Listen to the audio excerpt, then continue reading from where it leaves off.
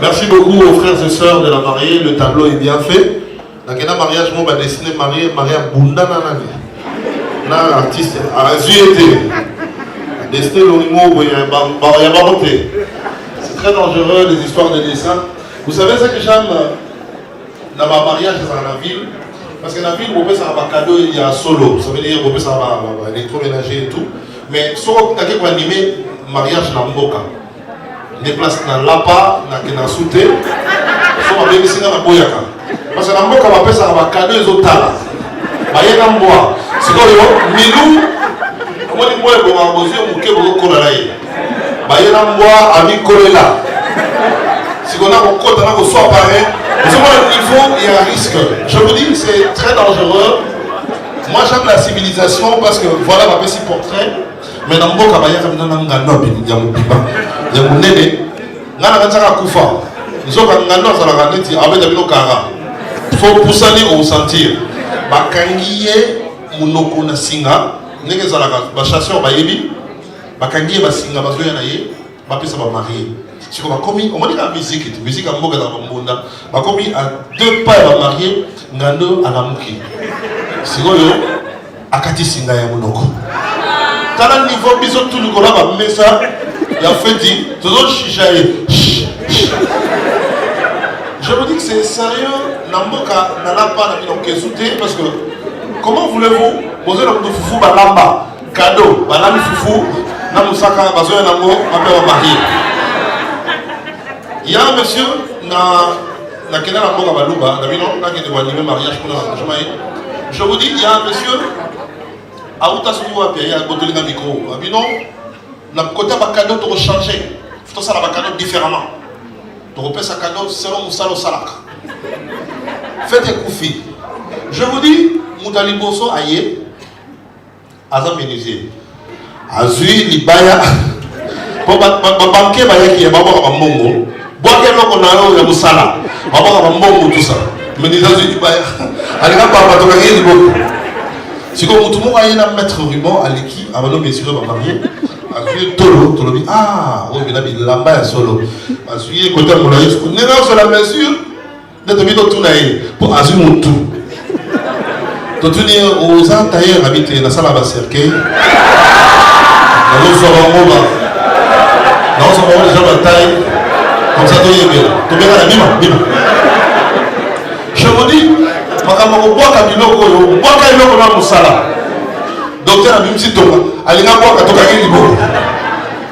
je vous dis, garçon, on va y comprendre la nature, a été devant ma mariée, a eu téléphone, a PC marié. Marie, au téléphone, on a les cadeaux là-bas. Il y a ça, il y a une démonstration. Je vous dis, on n'a pas, parce que juste après Mouyibi, 2 sodas à côté, soda a eu sa cadeau à Moussaï. Et puis il faut boire un mot. Je vous dis, tant que vous dites soda à côté, vous pouvez comprendre. T'es biloté. Pour soda, il y a là.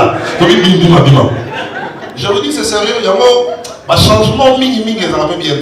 Pour les gens, moi, il y a 4 fêtes. Moi, qui toko, il y a payé, il peut appeler sa cadeau selon Moussaï.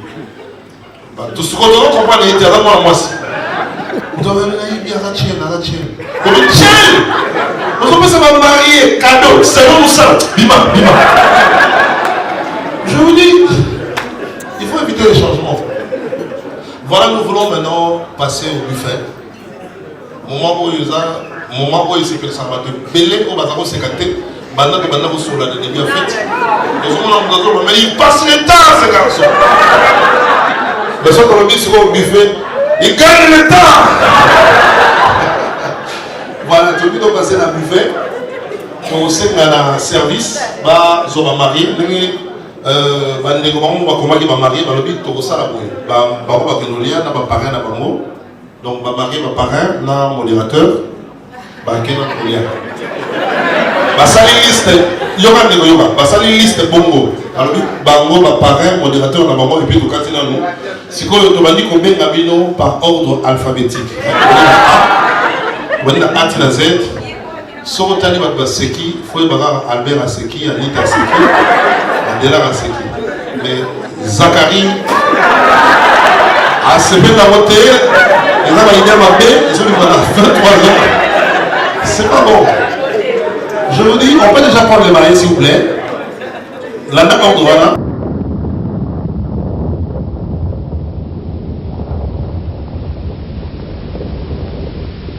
Molende Kwikwi, mol. Monique Sokoda, donc, c'est que tout le monde a et qu'on bien, dans le sens que les alliés côté surveillance, dans côté administration, l'administrateur, dans côté surveillance, nous sommes dans côté surveillance, total à tout, ils ont quitté. Donc, nous avons uniquement pour la vérité, comment soutenir les autres.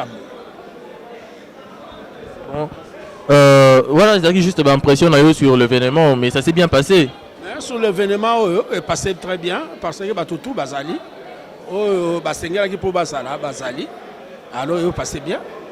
Les gens suite car musiciens nous surtout, nous surtout basala makamba art, musique, yana sokoda. Et c'est là que mon côté à tout. Tout le monde a tout solo là, nous savons ça la manière. La confusion et ça là que l'on remonte. Dans la société la banque droit d'auteur. Makambo salama bakambo to songa. To biso na bango to bazate no bazali to kwangani to casser piraterie.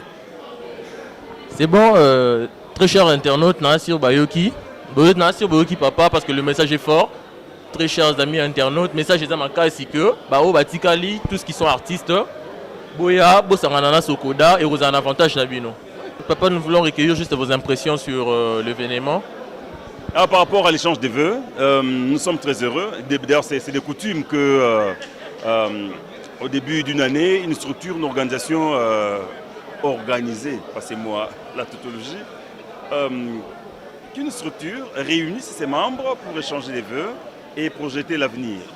Et que le président Verkis l'ait fait ce soir, pour le compte de la Sokoda COPCA, on ne peut que l'en féliciter et réitérer. Nous sommes réitérés les vœux et voilà, c'est une immense joie qu'on se retrouve comme conseil d'administration, conseil de surveillance, agents et cadres et certains artistes. Voilà, c'est une bonne chose et nous félicitons le président Verkis d'avoir organisé ça. Ok, c'est bon, mais faites le message fort pour ceux qui n'ont pas encore adhéré à Sokoda. Non, c'est-à-dire que parfois les gens rêvent. Ça, c'est bon, je ne les condamne pas. C'est par rapport à la gestion passée de la Soneca hier, aujourd'hui Sokoda. Cette gestion, on ne peut plus, peu orthodoxe, opaque, artisanale, elle était ce qu'elle était. Ça a découragé beaucoup d'artistes, beaucoup de créateurs des œuvres de l'esprit. Mais là, je crois que nous sommes un peuple. On n'est pas condamné à échouer. Nous sommes maintenant condamnés à mieux faire, condamnés à réussir. L'échec, la défaite n'est pas une fatalité pour nous. Nous devons changer de méthode et c'est ce que nous faisons. Que le créateur de l'esprit adhère à la Sokoda, parce que la Sokoda est la seule société congolaise qui a le monopole de collecter et de répartir les droits d'auteur, de collecter auprès des assujettis et des utilisateurs des œuvres de l'esprit et de repartir aux ayants droit. Qu'ils sortent de ce pessimisme, de ce doute, de cette résignation, qu'ils adhèrent à la Sokoda. Et maintenant, surtout que la Sokoda a une ouverture. Sur le plan national, elle a le monopole. Mais l'ordonnance loi créant la Sokoda laisse la liberté, même les statuts même de la Sokoda, laisse la liberté aux créateurs de l'esprit d'appartenir à d'autres sociétés sœurs en dehors de la RDC. Donc, ils ont intérêt d'être membres de la SABAM, de la SACEM, des Burmida, de tout.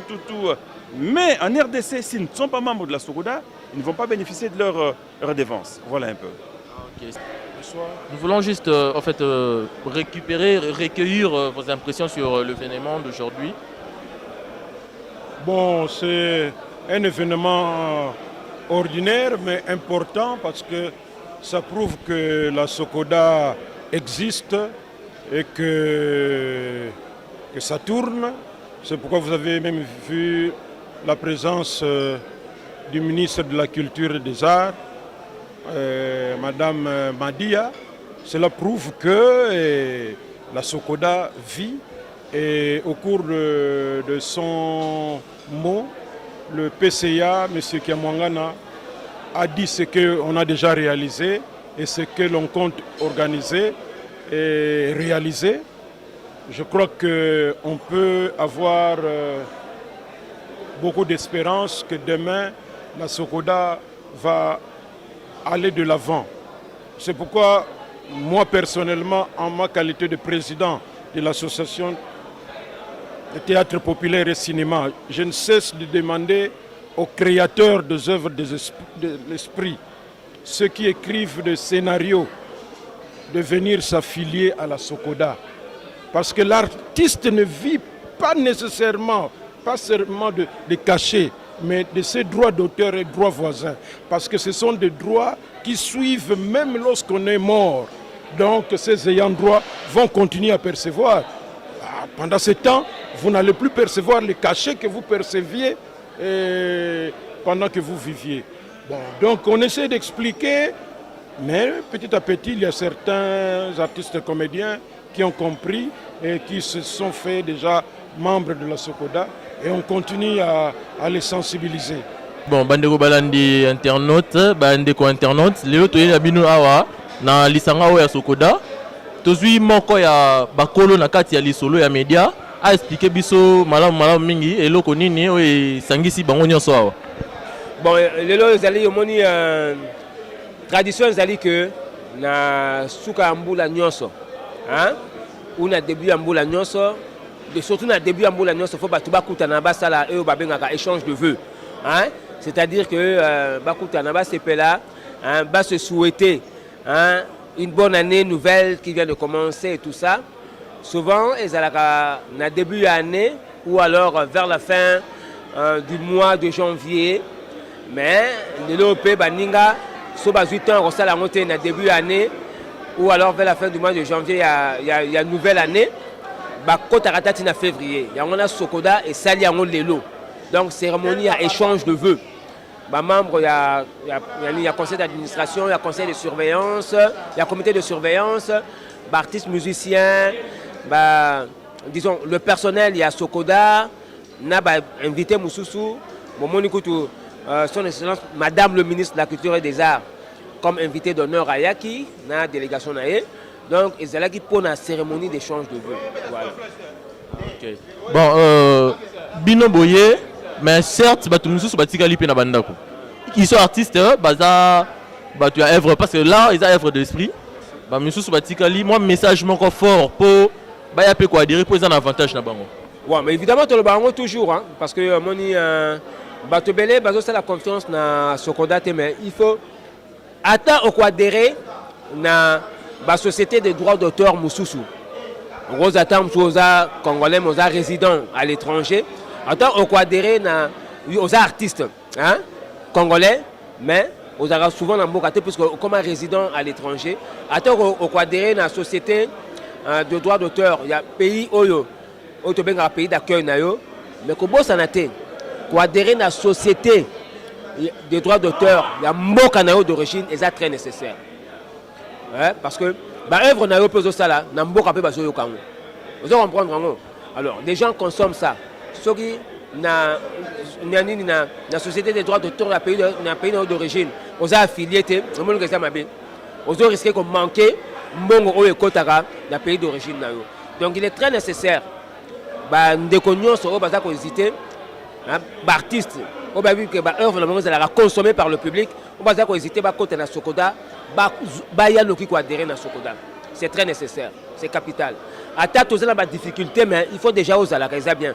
Go protéger ma œuvre na Sokoda ou ezali société des droits d'auteur, il y a pays d'origine. Au monde raison bien. Wana no bien pour la baninga au bazana diaspora, mais baninga pe ya mboka.